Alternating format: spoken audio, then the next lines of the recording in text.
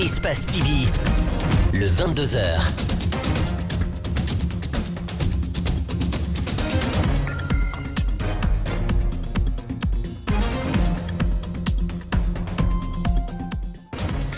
Merci d'être des nôtres. Bienvenue à tous à la une de l'actualité. Rencontre entre les acteurs culturels et le CNRD ce lundi. Devant le président de la Junte, les hommes de culture ont égrené leurs mots devant le chef de la Junte. Ils espèrent avoir les mains fortes pour se relever. Covid-19, baisse de taux de contamination à ce jour. 96 personnes sont déclarées guéries sur 250 cas de contamination. Par contre, les sites de vaccination connaissent un relâchement de candidats à la vaccination. Et puis le grand angle de ce lundi, nous vous mènerons à la rencontre d'un jeune Guinéen qui exprime son talent. Âgé d'une trentaine d'années, il se vertue à monter des véhicules et leur donne la forme qu'il faut.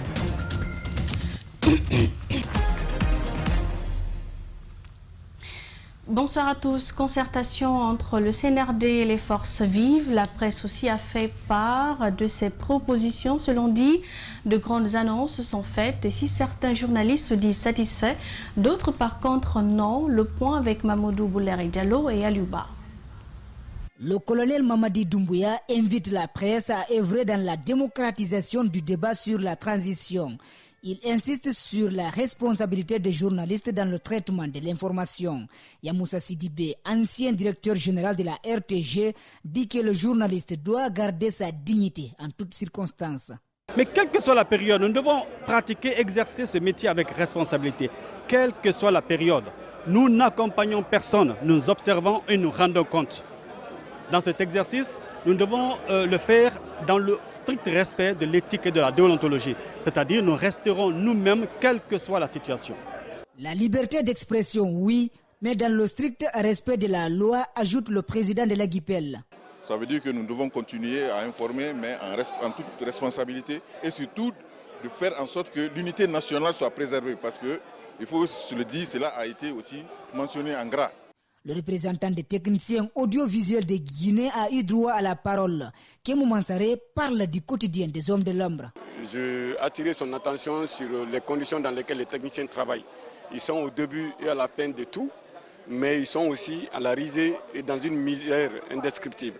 Côté accompagnement, le CNRD a fait des annonces, parmi lesquelles la sécurisation des journalistes et l'autorisation des détenteurs des cartes professionnelles de presse de circuler pendant les heures du couvre-feu. Une carte est égale à un journaliste. Donc vous ne pouvez pas prendre votre carte et protéger d'autres personnes qui ne sont pas journalistes avec. Les reporters sont toujours mis à l'écart, dénonce la journaliste Diarra Girassi. Présente dans la salle, elle n'a pas pu transmettre le message des hommes du terrain.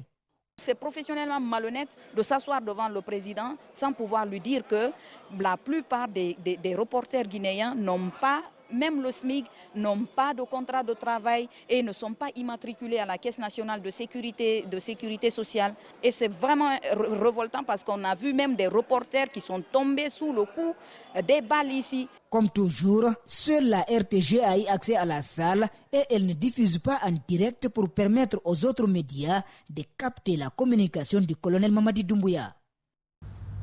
Nous restons dans le même cadre. Depuis 3 ans, la culture est à l'agonie en Guinée. Avec le changement de régime, le monde culturel veut tenter de se remettre. Les besoins sont énormes et les défis sont aussi grands. Elle engage direct pour des réponses pragmatiques. En tout cas, ce sont les confidences sorties de la maison du peuple. Mamadou Sadio Baldé et Aliouba. Avec Fabara Koné, c'est d'abord l'histoire et la culture à l'état pur. Il puise dans les archives de la Deuxième Guerre mondiale pour montrer à quel point la culture doit être au cœur de la vie de l'homme. Je lui ai rappelé que pendant la Deuxième Guerre mondiale, le ministre des Armées de Churchill lui a proposé, il n'y avait plus d'argent pour financer la guerre, il lui a dit de couper le budget de la culture. Et Churchill lui a répondu que si on est prêt à couper la culture et le budget de la culture, c'est qu'il n'y a plus de raison pour faire la guerre. Ça veut dire que la raison même de l'existence d'un pays, c'est sa culture. Il est temps que le département de la culture soit géré par une personne qui connaît les mots qui rongent le secteur. C'est l'une des pistes de proposition des acteurs au CNRD.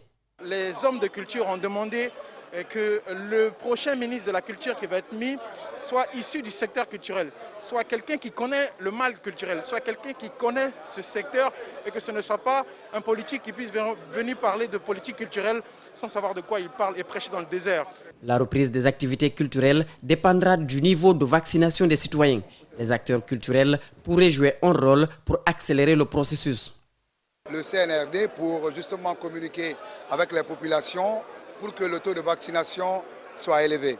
Qu'il est à l'écoute, il attend des vraies propositions, mais aussi dans les jours à venir, on va travailler de concert justement pour les aider dans la communication, pour que le peuple comprenne que la reprise même des activités est liée également à cette histoire sanitaire, que les gens doivent se faire vacciner.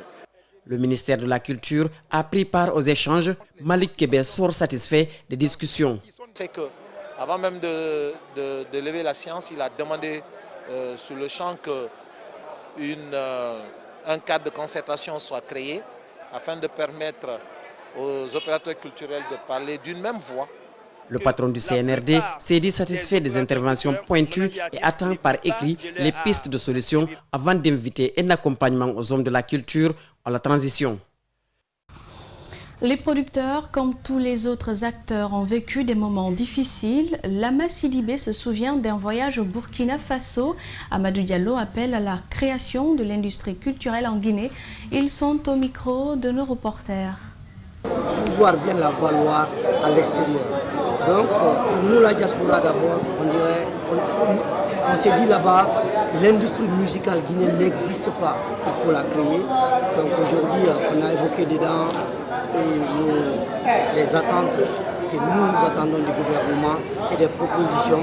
Et il y a eu des promesses, mais là, moi, ce que j'ai observé, le président doit faire très très attention et ne pas promettre et d'agir. On a parlé de cela, on a parlé aussi des gars du ghetto qui ne sont pas là, qui n'ont pas eu l'accès. J'ai parlé de la rue, j'ai parlé des jeunes, j'ai parlé des jeunes diplômés. Les jeunes diplômés aujourd'hui qui ne s'en sortent pas, qui sont obligés d'aller au bord de la mer pour pouvoir se débrouiller. Et j'ai dit dans la salle que la plupart des opérateurs culturels, managers artistes, ne vivent pas de leur art, ne vivent pas de leur métier parce que la plupart aujourd'hui, nous avons cette casquette d'opérateurs culturels, mais on est commerçants, on se débrouille ailleurs, rien ne va. De jeunes aujourd'hui qui pratiquent la danse urbaine, qui participent à la réalisation des clips, qui participent à des compétitions internationales au nom et à leur fonds propres. Donc il est très déplorable de voir aujourd'hui toute cette panoplie d'acteurs culturels parler des problématiques liées à la culture sans parler de ces jeunes. Moi je suis allé à Ouaga en 1993, je suis rentré dans une salle, j'ai écouté 5 morceaux guinéens avant d'écouter un morceau burkinabé. J'ai dit mais c'est quoi ça? Ça c'est des morceaux de Demba Camara, des morceaux de Kandja Kouyaté. Voilà, et maintenant là, ils écoutent notre musique, ils travaillent avec notre musique. Et c'est le premier pays qui a eu l'indépendance dans la sous-région. Aujourd'hui, quand on a une fête de l'indépendance en Guinée, on prend des Ivoiriens ou on prend des Sénégalais pour les envoyer, ce sont eux qui viennent jouer. Ici même au Palais du Peuple. Et puis en bref, le cadre de concertation initié par le CNRD va se poursuivre demain mardi. Les magistrats, les ordres sociaux, professionnels sont attendus ce mardi donc. Et le mercredi, ce sont les fondateurs des écoles privées et universités ainsi que les détenteurs de motels et bars qui seront reçus par le CNRD au Palais du Peuple selon un communiqué. La durée de la transition divise la classe politique et la société civile. Si la CEDEAO ordonne un calendrier de 6 mois, certains acteurs s'insurgent contre et préconise un calendrier de 4 à 5 ans. Au cours de cette période, le président de la COGELP recommande l'audit de l'ancien gouvernement, y compris du président sortant, la réforme de la justice, la mise en place des mécanismes de lutte contre la corruption, les jalons des constructions d'infrastructures sanitaires et éducatives qui pourront permettre au prochain régime de poursuivre ses actions. Alceni Bari pour les détails. La durée de la transition, c'est sans doute le premier élément qui pourrait conduire au divorce entre le colonel Doumbouya, la classe politique et la société civile. La CEDEAO a quant à elle déjà reçu les premiers remous suite à la proposition de calendrier de 6 mois. Pour le président de la coalition des jeunes leaders pour la paix, un chronogramme de 4 ans à 5 ans et plus réaliste. Premièrement, il faut une réforme au niveau de la justice guinéenne. Il faut que la justice guinéenne soit indépendante. Il faut une réforme au niveau de l'éducation guinéenne aussi. Il faut une réforme au niveau du secteur de santé. Il faut une réforme au niveau du gouvernement elle-même. Il faut mettre en place une politique de gestion pour ne pas revenir dans le même scénario où nous sommes aujourd'hui. Il sollicite également l'audit sur la gestion de l'ancien président et les membres de son gouvernement. Le procès Alpha Condé et ses collaborateurs, son gouvernement, doivent répondre à leurs actes. Ils doivent répondre à leurs actes. Ils doivent passer à l'audit, nous dire clairement ce qui s'est passé lors de leur gestion. Ils ont pillé la Guinée, ils ont détruit la Guinée, ils ont envoyé la Guinée à zéro. Ils sont responsables de tout ce qu'aujourd'hui nous sommes en train de traverser. Malgré tout, l'inquiétude grandit chez l'activiste qui condamne la manière d'interpellation de l'ancien ministre Tibou Camara. Pour lui, il faut éviter de revenir aux anciennes pratiques, notamment les arrestations arbitraires nocturnes. Nous demandons enfin que les droits soient respectés. Les droits soient respectés et les arrestations illégales soient redressées. Il faut que ça soit dans les normes. Il faut que ça soit dans les normes.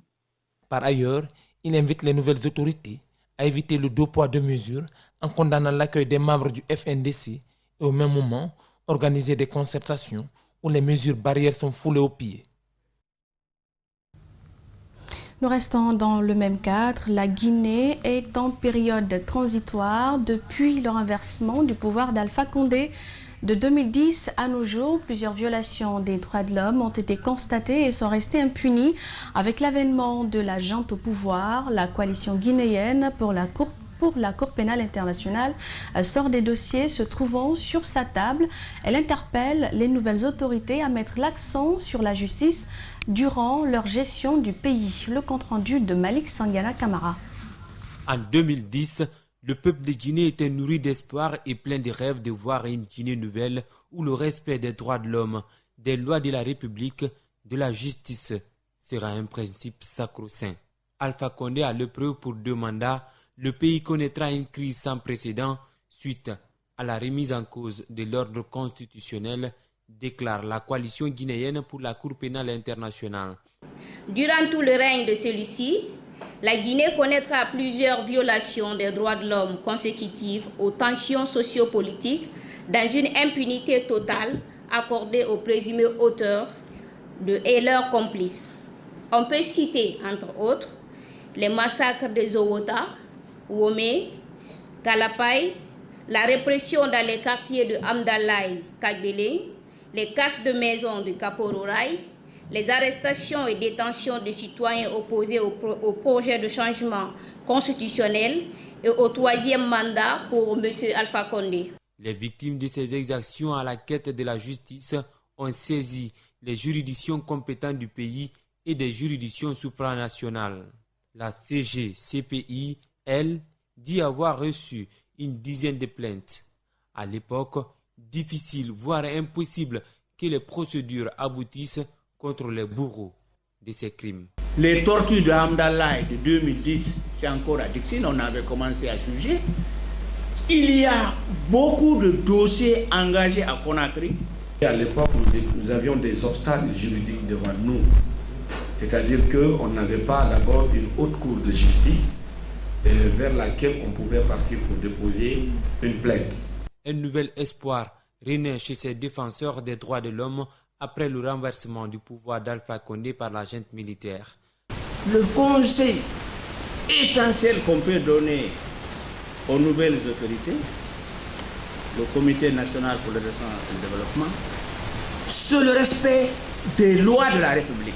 Par ailleurs, la coalition guinéenne pour la Cour pénale internationale demande au CNRD de veiller sur l'intégrité physique et morale de l'ancien président de la République tout en lui garantissant l'ensemble de ses droits. Créé en mars 2009, le cadre de concertation des filles, femmes, des partis politiques de Guinée dit prendre acte de la prise du pouvoir par le CNRD. Il appelle les nouvelles autorités à s'engager à la reconstruction harmonieuse et positive de la Guinée, à renforcer la justice et recommande la prise en compte de la parité entre l'homme et la femme. Mamadou Saluba, Ibrahima Sori Kamara. Les filles et femmes membres du cadre de concertation des filles et femmes des partis recommandent aux nouvelles autorités la prise en compte de la parité entre l'homme et la femme au sein des institutions de transition et dans les nouvelles lois qui seront adoptées afin que la représentativité des femmes puisse être effective à travers la Constitution et toutes les lois qui encadrent la participation politique en République de Guinée.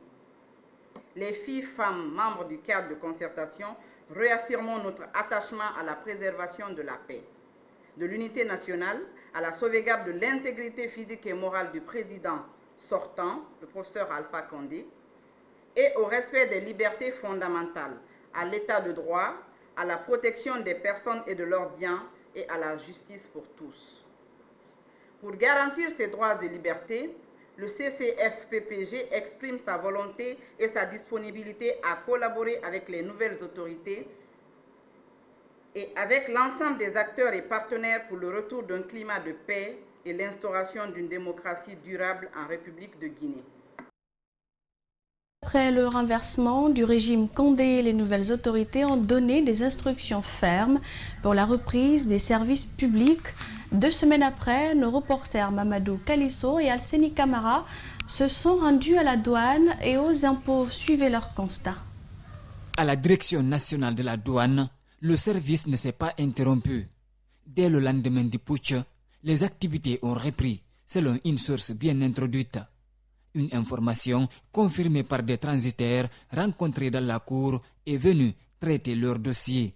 Depuis il y a eu la prise de pouvoir par l'armée, il n'y a pas eu de difficulté. D'abord, les choses évoluent ici comme d'habitude.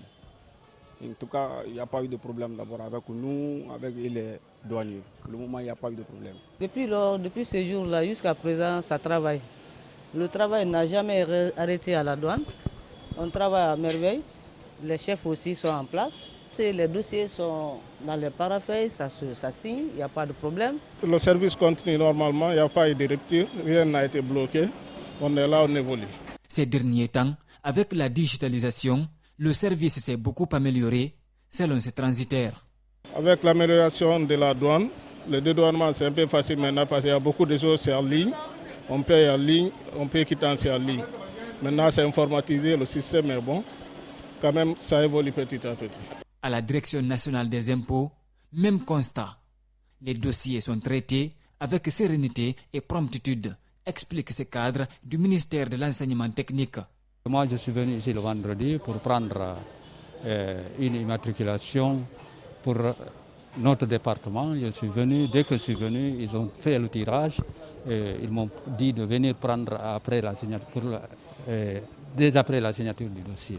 Je suis là aujourd'hui pour ça. Mais je n'ai pas constaté de rupture, vraiment. C'est avec célérité qu'ils traitent les dossiers. Le lendemain de la prise du pouvoir par l'armée, la reprise des services publics est l'une des premières décisions prises par les nouvelles autorités. Malgré les sanctions entamées par le colonel Mamadi Doumbouya contre les agents des forces de sécurité pour actes de vandalisme, la réalité persiste. Une unité a encore fait irruption dans un bar. Les faits se sont produits dans la nuit du samedi au dimanche au quartier Matoto. Selon la tenancière du bar, Dame Mamadama Souma, son argent a été dérobé par les agents non identifiés qui l'ont aussi violenté. Justin Leno, Ibrahima Souma. La porte du bar défoncée, sa clôture abîmée, des téléphones portables et d'autres objets de valeur emportés selon cette dame. Tenancière du bar, Mama Adama Souma explique avoir reçu la visite des hommes armés, encagoulés, qui ont pris toute son économie, nous apprend-elle. Quand ils sont arrivés, j'ai insisté et leur a dit que nous sommes déjà fermés et qu'on faisait les comptes du jour pour pouvoir savoir notre revenu du jour. Mais ils n'ont pas pu vraiment comprendre. Et moi-même, j'étais menacée. Comme je l'ai dit hier, il y a des preuves qui sont là sur mon corps. J'ai des bleus un peu partout sur ma main parce qu'ils ont essayé de me brutaliser, de me tirer de force pour m'amener dehors. Il était 22h ce samedi quand la scène s'est produite. Il pleuvait et le bar était déjà fermé. Seulement 4 personnes étaient encore sur place en attendant que la pluie cesse pour regagner leur domicile. Parmi elles, un agent qui a l'habitude de venir passer du temps dans ce bar. Ils ont voulu ramasser tout le monde et que ce monsieur s'est présenté et ils ont demandé à ce qu'on épargne ce monsieur, que moi aussi j'ai insisté disant que non, mes travailleurs et moi ne lui ont pas bougé sans que le monsieur là ne vienne. Parce que si je ne me trompe, qu'il soit du corps ou pas, on était dans une même situation et que nul n'est au-dessus de la loi. Il y a une semaine, les autorités ont déclaré avoir mis en place un numéro vert, le 100, pour signaler tout acte de vandalisme par les agents des forces de sécurité. Ce jeune est livreur de boissons et travaille au compte de Dame Souma. Violenté, il dit avoir appelé le numéro vert en vain. Le numéro vert là aussi, qu'ils nous ont donné en cas de secourisme, on a tenté ça, ça ne marchait pas. Mon téléphone, mon argent, ils ont envoyé tous les biens qui étaient dans mon sac. Je ne connais même pas le nom de l'argent parce qu'ils n'avaient pas fait le compte rendu d'abord. À la question de savoir si les victimes ont pu connaître le nom de l'unité, la tenancière explique avoir seulement entendu parler de la brigade anticriminelle numéro 3. Récemment, le colonel Mamadi Doumbouya a radié 2 agents pour acte de vandalisme. Mais apparemment, la leçon ne semble pas être comprise par les autres. Après plus de 2 ans, le président de l'UFR s'est rendu dans son village pour rencontrer ses parents, militants et sympathisants. Sidya Touré a également profité de ce séjour pour faire un tour dans sa plantation. Un voyage qui a surtout permis à l'ancien Premier ministre de constater la vétusté du réseau routier du pays. Idrissa Bari, Amar Alexila lui ont tendu le micro, suivez. La dernière visite du président de l'Union des forces républicaines dans son village remonte au 3 avril 2019. Il explique qu'il était impossible aux membres de son bureau exécutif de faire des déplacements à ce moment. Après avoir passé le week-end à Colomb, l'ancien Premier ministre dresse un constat peu reluisant de l'état de la route qu'il qualifie d'abominable. Nous venons d'arriver là sur 200 km, ça nous a pris 4h30. Là, c'est la première chose. La deuxième chose, j'ai trouvé que la plantation était un peu à l'abandon. C'est quand même une très grande superficie. On n'a pas eu le temps de s'en occuper. Il y en a pour 500 hectares quand même. Donc ça, c'est également mon second regret. Pour le reste, quand même, très heureux de me retrouver chez moi après avoir été bloqué aussi longtemps à l'extérieur. Depuis le 5 septembre dernier, le pays vit dans une nouvelle ère avec la prise du pouvoir par le Comité national du rassemblement et du développement dirigé par le colonel Mamadi Doumbouya. Au terme d'une rencontre entre la classe politique et les nouvelles autorités, les acteurs politiques ont été demandés de soumettre des propositions au CNRD. Le président de l'UFR rassure. Nous travaillons là-dessus avec pratiquement toute l'opposition. Nous nous retrouverons pour faire un document que nous allons soumettre au CNRD dans les jours à venir. Merci. Lors d'une interview accordée à un média étranger, l'ex-haut représentant d'Alpha Condé a affiché son optimisme en affirmant que la transition doit permettre à la Guinée de bénéficier des financements extérieurs. Covid-19, on en parle donc. 96 personnes ont été déclarées guéries dans le centre de traitement épidémiologique de Bessia sur 250 cas d'hospitalisation. Une situation qui dénote une baisse du taux d'occupation de lits dans les différentes structures de prise en charge de malades. Cependant, les sites de vaccination connaissent un relâchement des candidats à la vaccination. Ali Badara Kamara et Abdoulaye Kamara. Sur un total de 469 tests réalisés le week-end dernier, seulement 22 cas se sont révélés positifs à la Covid-19. Ce qui dénote une réduction de 50% de l'indice de positivité qui passe de 6 à 3% et le taux d'occupation des lits passe aussi de 62 à 32%, soit 715 patients avec 120 dans les centres de prise en charge. Les services de réanimation des centres de traitement épidémiologique du pays passe également de 60 à 25%. Bon, le week-end dernier, il y a 21 personnes qui sont sorties guéries au niveau de notre centre, 21 personnes. sur 35 personnes testées. On a eu 21 personnes qui sont sorties guéries. Ça, c'est un chiffre très encourageant. Voilà. Et nous espérons que cette courbe-là, qui est à la descente, va partir, mais il faudrait que les gens se fassent vacciner. À l'égard de ces résultats, le pays tend vers l'allègement de l'état d'urgence sanitaire. Mais malheureusement, les sites identifiés pour la vaccination ne connaissent plus de mobilisation des candidats à la vaccination. Pourtant, le vaccin est pour le moment le seul moyen de lutte contre la maladie, selon les spécialistes. Vous-même, vous remarquez, depuis la prise du pouvoir par l'armée guinéenne, on a remarqué que vraiment il y a une baisse du taux de vaccination. Les gens ne viennent pas pour se faire vacciner et c'est comparativement aux autres jours précédents, c'était pas comme ça. Il y avait beaucoup de monde et même les gens qui ont pris la première dose, pour venir prendre leur deuxième dose, c'est tout un problème. Malgré le changement de régime qu'a connu le pays, l'objectif de l'Agence nationale de sécurité sanitaire reste le même. Celui de toucher plus de 6 millions de la population guinéenne éligible à la vaccination d'ici la fin de l'année en cours. Ce que j'aimerais dire à la population guinéenne, c'est de croire à l'existence de la maladie, d'accepter de se faire vacciner. La vaccination nous protège contre les formes graves de la maladie. La vaccination fait que nous créons une immunité en nous qui fait que le virus ne peut pas nous atteindre et atteindre d'autres personnes qui sont à côté de nous. En Guinée, 30 256 personnes ont été testées positives de Covid-19 depuis l'apparition de la maladie, avec 28 461 cas de guérison, soit un taux de guérison de 97%. Malheureusement, le pays fait un total de 373 cas de décès hospitaliers et 291 corps se sont révélés positifs à la Covid, après le test dans les communautés et d'autres structures d'appui du pays.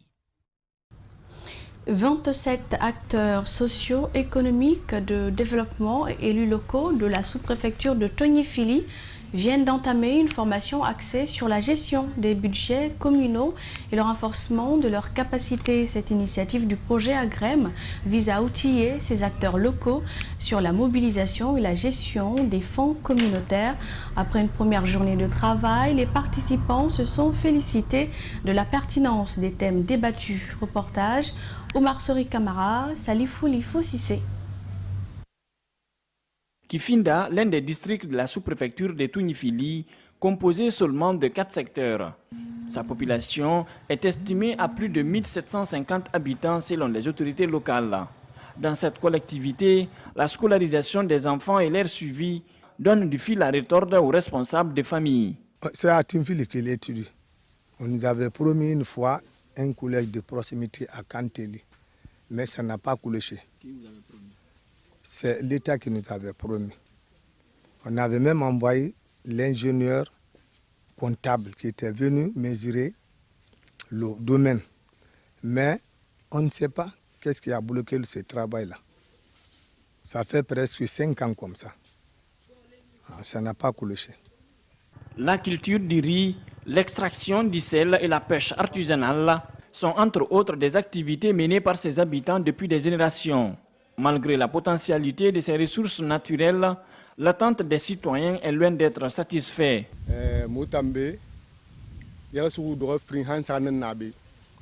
Ici chez nous, il existe plusieurs types de pêcher. Le premier, c'est à travers les filets dans la pirogue à deux, quelqu'un avec les filets et le second rame. Une fois qu'on voit les poissons, c'est à moi de lui dire de s'arrêter. Le dernier type, c'est la pêche à la haute marée, mais nous rencontrons d'énormes difficultés. Dans ce district, on dénote également le manque de personnel soignant.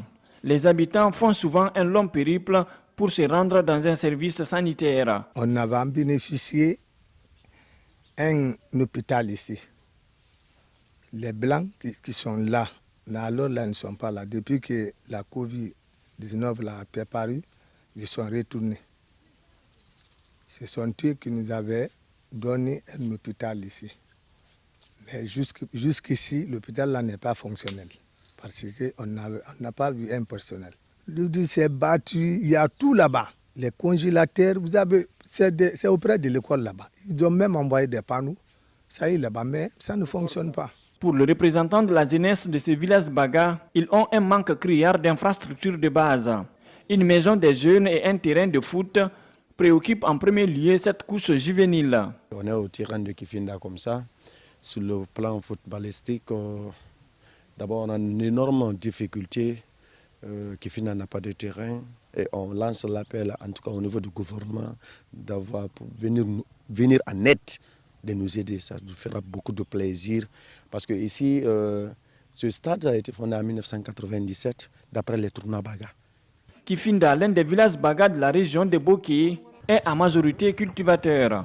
Là-bas, une plaine de 2400 hectares est aujourd'hui menacée de disparition. Dans un instant, le grand angle.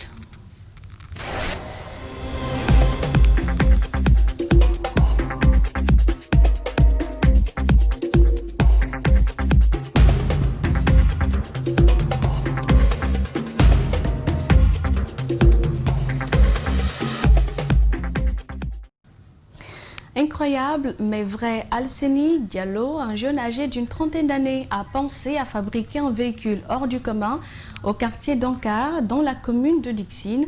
Antoinette Dédé Onivogui, Ibrahima Sori 5 Souma et Djibril Kaba Kamara l'ont rencontré. Suivez. D'abord, un petit tour dans la GICAM avant de vous dévoiler ses secrets.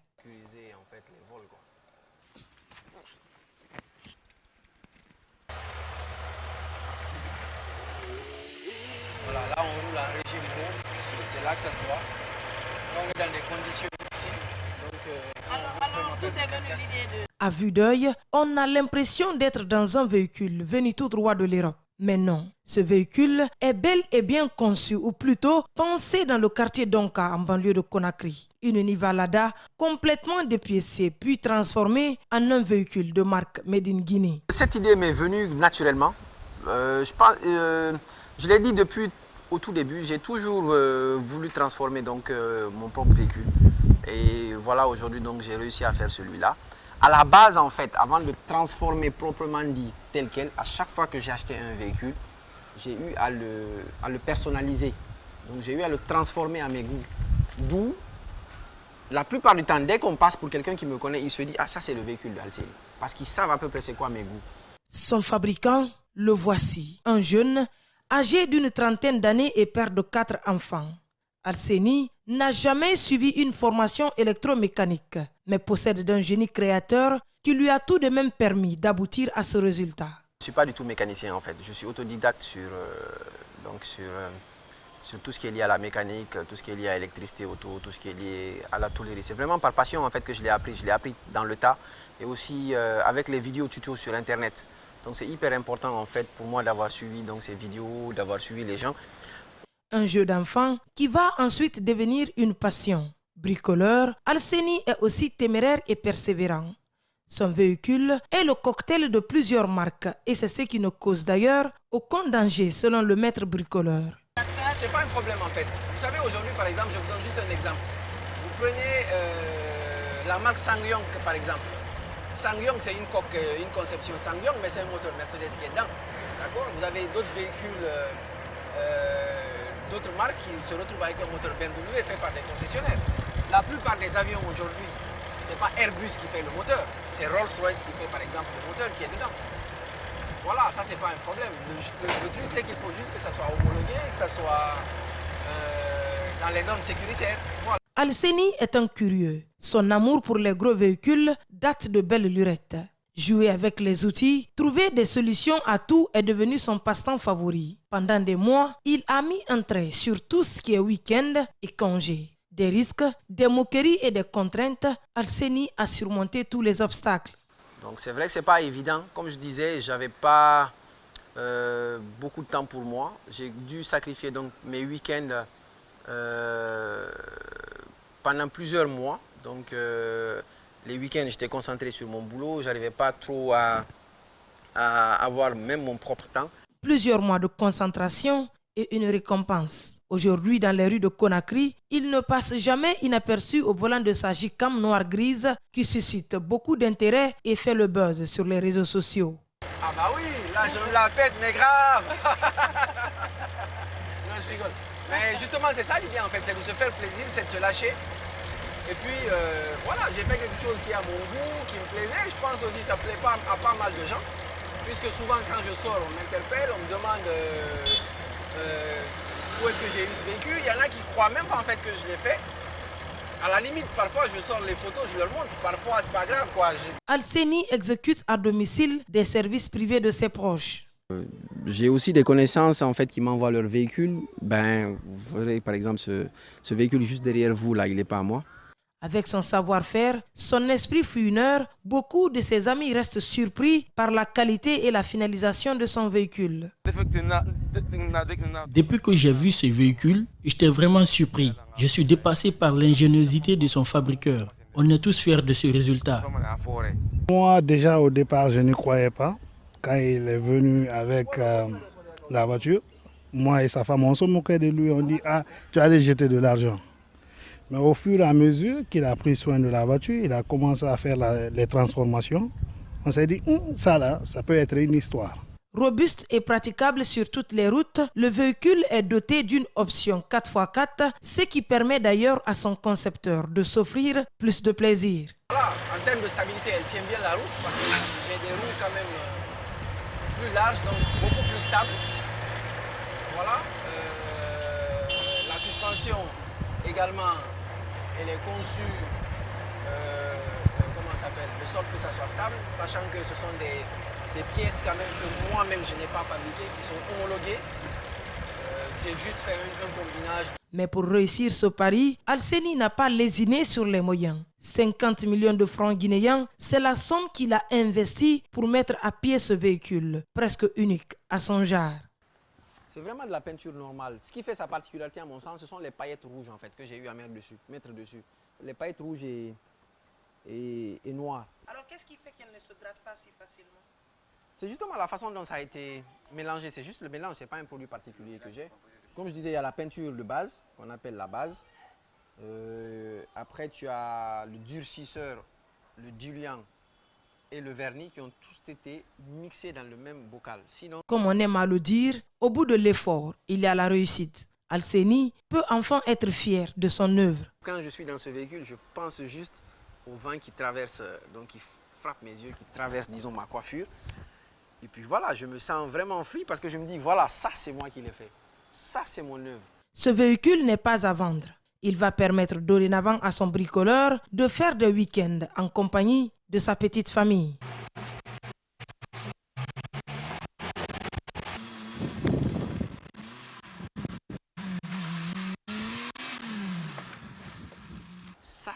Ça fait partie de mon bonheur.